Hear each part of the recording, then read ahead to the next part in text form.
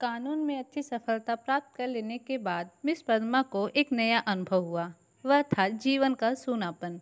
विवाह को उन्होंने एक अप्राकृतिक बंधन समझा था और निश्चय कर लिया था कि स्वतंत्र रहकर जीवन का उपभोग करेंगे। एमए की डिग्री ली, फिर कानून पास किया और प्रैक्टिस शुरू कर दी। वह रूपवती थी, युवती थी, मृदुभाषणी थी और प्रतिभाशालिनी भी थी, और उसके मार्ग में कोई बाधा न थी। देखते देखते वह अपने साथी नौजवान मर्द वकीलों को पीछे छोड़कर आगे निकल गई, और अब उसकी आमदनी कभी कभी 1,000 से भी ऊपर बढ़ जाती थी। अब उतने परिश्रम और सिर मगजन की आवश्यकता न रही। मुकदमे अक्सर वही होते थे जिसका उसे पूरा अनुभव हो चुका था। उसके विषय में किसी तरह की तैयारी की उसे कोई ज़रूरत न मालूम होती थी। अपनी शक्तियों पर कुछ विश्वास भी हो गया था। कानून में वैसे विजय मिला करती है, इसके कुछ लटके भी उसे मालूम हो गए थे। इसीलिए अब उसे बहुत अवकाश मिलता था और इसे वह किस्से, कहानियाँ पढ़ने, सैर करने, सिनेमा देखने, मिलने मिलाने में खर्च करती थी। जीवन को सुखी बनाने के लिए किसी व्यसन की जरूरत को वह खूब समझती थी। उसने फूल और पौधे लगाने का व्यसन पाल लिया था। तरह तरह के बीज और पौधे मंगाती और उन्हें उगते, बढ़ते, फलते फूलते देखकर खुशी होती थी। मगर जीवन में सूनेपन का अनुभव होता रहता था। यह बात न थी कि उसे पुरुषों से विरक्ति हो, नहीं, उसने प्रेमियों की कमी नहीं थी। उसके पास केवल रूप और यौवन होता तो भी उपासकों का अभाव न रहता। मगर यहाँ तो रूप और यौवन के साथ उसके पास बहुत सारा धन भी था। फिर रसिक वृंद क्यों चूक जाते। पद्मा को विलास से भी घृणा न थी, घृणा थी पराधीनता से, विवाह को जीवन का व्यवसाय बनाने से। जब स्वतंत्र रहकर भोग विलास का आनंद उठाया जा सकता है तो फिर क्यों न उड़ाया जाए। भोग में उसे कोई नैतिक बाधा न थी, इसे केवल देह की एक भूख समझती थी। इस भूख को किसी साफ सुथरी दुकान से भी शांत किया जा सकता है, और पद्मा को साफ सुथरी दुकान की हमेशा तलाश रहती थी। ग्राहक दुकान में वही बीज लेता है जो उसे पसंद आती है। पद्मा भी वही चीज़ चाहती थी। यो उसके दर्जनों आशिक थे, कई वकील, कई प्रोफेसर, कई डॉक्टर, कई रईस लोग। मगर ये सब के सब ऐश थे, बेफिक्र, केवल भौरे की तरह रस लेकर उड़ जाने वाले थे। ऐसा एक भी न था जिसे पर वह विश्वास कर सकती। अब उसे मालूम हुआ कि उसका मन केवल भोग नहीं चाहता, कुछ और भी चाहता है। वह चीज़ क्या थे? पूरा आत्मसमर्पण, और यह उसे न मिलता था। उसके प्रेमियों में एक मिस्टर प्रसाद था, बड़ा ही रूपवान और धुरंधर विद्वान, एक कॉलेज में प्रोफेसर था। वह भी मुक्त भोग का आदर्श का उपासक था, और पद्मा उस पर फिदा थी। चाहती थी कि उसे बांध कर रखे, संपूर्णतः अपना बना ले, लेकिन प्रसाद चंगुल में न आता था। संध्या हो गई थी, पद्मा सैर करने जा रही थी कि प्रसाद आ गए। करना मुलतवी हो गया। बातचीत में सैर से कहीं ज़्यादा आनंद था, और पद्मा आज प्रसाद से कुछ दिल की बात कहने वाली थी। कई दिन के सोच विचार के बाद उसने ये कह डालने का निश्चय किया। उसने प्रसाद की नशीली आंखों में आंखें मिलाकर कहा, तुम यहीं मेरे बगले में आकर क्यों नहीं रहते। प्रसाद ने कुटिल विनोद के साथ कहा, नतीजा यह होगा कि 2-4 महीने में यह मुलाकात बंद हो जाएगी। मेरी समझ में नहीं आया, तुम्हारा आशय क्या है। आशय वही है जो मैं कह रहा हूँ। आखिर क्यों? मैं अपनी स्वाधीनता न खोना चाहूँगा, तुम अपनी स्वतंत्रता न खोनी चाहोगी। तुम्हारे पास तुम्हारे आशिक आएंगे, मुझे जलन होगी। मेरे पास मेरी प्रेमिकाएं आएंगी और तुम्हें जलन होगी। मन मुटाव होगा, फिर वैमनस्य होगा, और तुम मुझे घर से निकाल दोगी। घर तुम्हारा ही है, मुझे बुरा ही लगेगा। फिर यह मैत्री कैसे निभेगी। दोनों कई मिनट तक मौन रहे। प्रसाद ने परिस्थिति को इतने स्पष्ट, बेलाग, लठमार शब्दों में खोल कर रख दिया था कि कुछ कहने की जगह ही न मिलती थी। आखिर प्रसाद ही को नुक्ता सूझा। बोला, जब तक हम दोनों ये प्रतिज्ञा न कर ले कि आज से मैं तुम्हारा और तुम मेरी, तब तक एक साथ निर्वाह नहीं हो सकता। प्रतिज्ञा करोगे? बोला, पहले तुम बदलाओ। बोली, मैं करूँगी। प्रसाद बोला, तो मैं भी करूँगा, मगर इस एक बात के सिवा मैं और सभी बातों में स्वतंत्र रहूँगी। भी इस एक बात के सिवा हर बात में स्वतंत्र रहूँगा। पद्मा बोली, मंजूर मंजूर। तो कब से? प्रसाद बोला, जब तुम कहो। पद्मा बोली, मैं तो कहती हूँ कल ही से। उन्होंने प्रतिज्ञा की, लेकिन अगर तुमने इसके विरुद्ध आचरण किया तो? पद्मा पूछी। प्रसाद बोला, और तुमने किया तो? तुम मुझे घर से निकाल सकती हो, लेकिन मैं तुम्हें क्या सजा दूंगा। पद्मा बोली, तुम मुझे त्याग देना और क्या करोगे? जी नहीं, तब इतने से चित्त को शांति न मिलेगी। तब मैं चाहूँगा तुम्हें जलील करना, बल्कि तुम्हारी हत्या कर देना।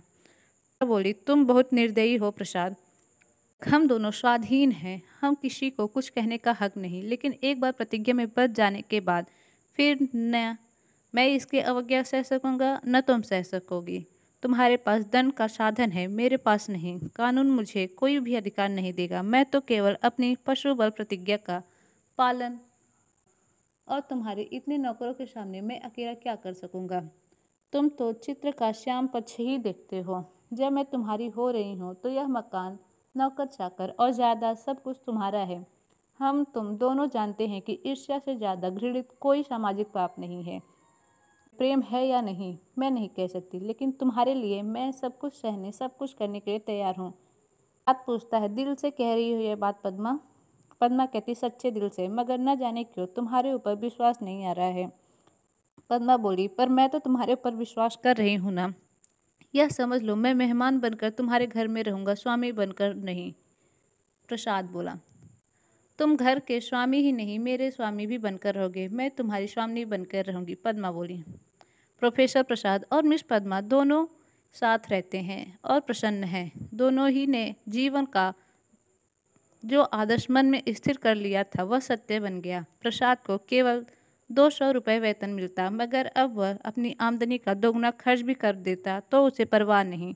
पहले वह कभी कभी शराब पीता था, अब वह रात दिन शराब में मस्त रहता है।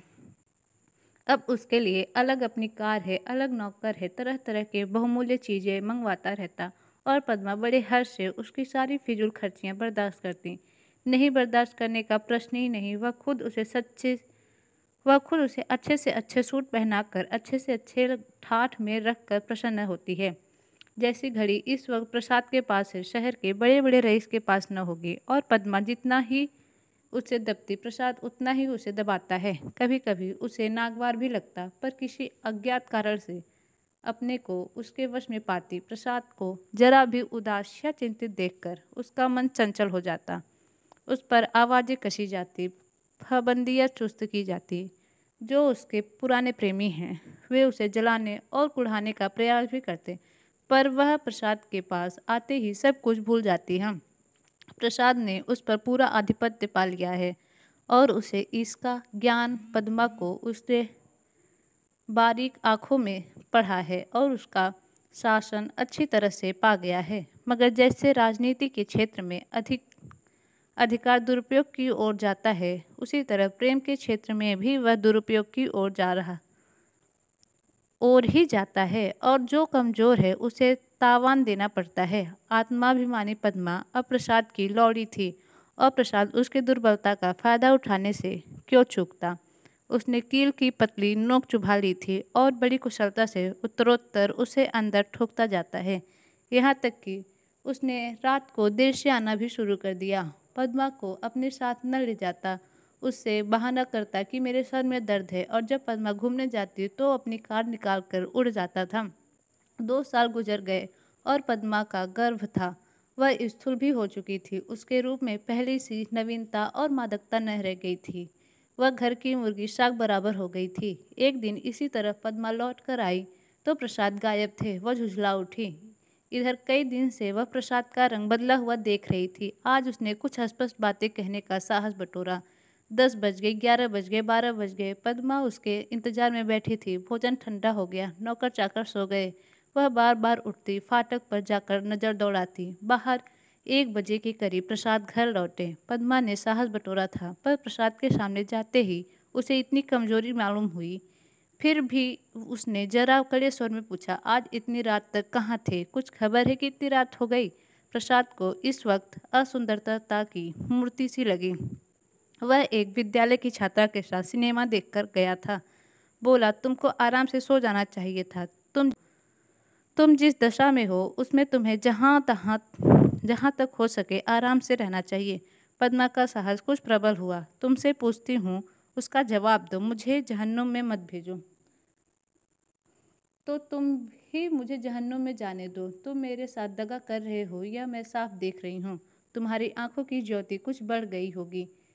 मैं इधर कई दिनों से तुम्हारे मिजाज से कुछ बदला देख रही हूँ, पद्मा बोली। मैं तुम्हारे साथ अपने को बेचा नहीं हूँ। अगर तुम्हारा जी भर मुझसे भरने गया है तो मैं आज से जाने को तैयार हूँ। प्रोफेसर प्रसाद बोला। तुम जाने की धमकी क्यों देते हो? यहाँ तुमने आकर कोई बहुत बड़ा त्याग नहीं किया है। मैंने त्याग नहीं किया है, तुम ये कहने का साहस कर रही हो? मैं देखता हूँ तुम्हारा मिजाज बिगड़ रहा है। तुम समझती हो मैंने इसे अपंग कर दिया, मगर मैं इसी वक्त तुम्हें ठोकर मारने को तैयार हूँ। इसी वक्त पद्मा का साहस जैसे बुझ गया था। प्रसाद अपना ट्रक संभाल रहा था। पद्मा ने दीन भाव से कहा, मैं तो ऐसी कोई बात नहीं की। तुम तो मुझ पे इतना बिगड़ उठे। मैं तो केवल तुमसे पूछ रही थी कि कहाँ गए थे। क्या मुझे इतना भी अधिकार नहीं देना चाहते? मैं कभी तुम्हारी इच्छा के विरुद्ध कोई काम नहीं करती और तुम मुझे बात बात पर डांटते रहते हो। तुम्हें मुझ पर जरा भी दया नहीं आती? मुझे तुमसे कुछ भी तो सहानुभूति मिलनी चाहिए। मैं तुम्हारे लिए क्या कुछ करने को तैयार नहीं हूँ, और आज जो मेरी दशा हो गई है तो तुम मुझसे आंखें फेर लेते हो। उसका कंठ रुध गया और मेज पर सिर रखकर फुट फुट कर रोने लगी। प्रसाद ने पूरी विजय पाई। पद्मा के लिए मातृत्व अब बड़ा ही अप्रिय प्रसंग था। उस पर चिंता मंडराती रहती। कभी कभी वह भय से कांप उठती और पछताती। प्रसाद की निरंकुशता दिन दिन बढ़ती जा रही थी। क्या करे क्या न करे, गर्भ पूरा हो गया था। वह कोर्ट न जाती थी, दिन भर अकेली बैठी रहती थी। प्रसाद संध्या समय आते, चाय वगैरह पीकर फिर उड़ जाते, तो 11-12 बजे से पहले न लौटते। वह कहाँ जाते हैं यह भी उससे छिपा न था। प्रसाद को तो जैसे उसकी सूरत से नफरत हो गई थी।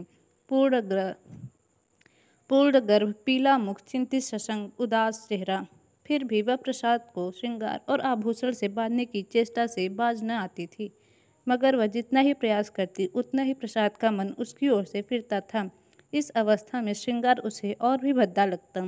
प्रसव वेदना हो गई थी। प्रसाद का पता नहीं। नर्स मौजूद थी, लेडी डॉक्टर मौजूद थी, मगर प्रसाद का न रहना पद्मा की प्रसव वेदना को और भी रादुल बना दिया था।